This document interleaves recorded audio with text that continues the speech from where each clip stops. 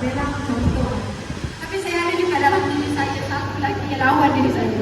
Saya sebenarnya kalau nak kata gila tu bukan, tapi memang gila sikit.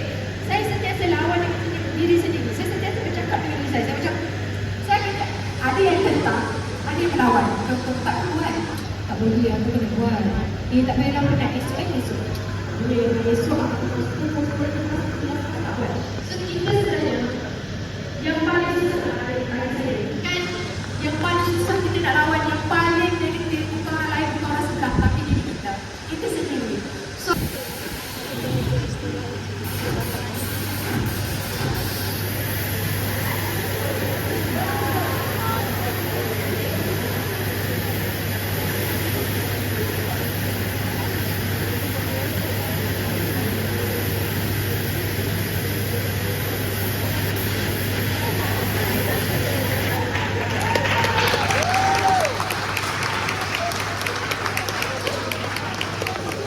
seterusnya, majlis menjemput saudara Namanya Puan Mohar, Setiausaha Agung Majlis Perwakilan Pelajar Universiti Malaysia Kelantan, diiringi saudara Muhammad Nahas bin Samsudin, pengarah program Firman Festa, untuk naik ke pentas bagi penyampaian cenderamata kenang-kenangan.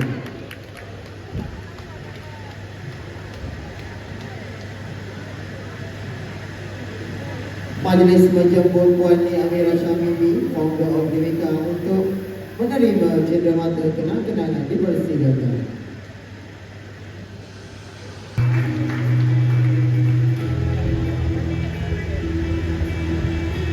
Terima kasih diucapkan kepada divisi jemputan di atas penyampaian cenderamata itu tadi.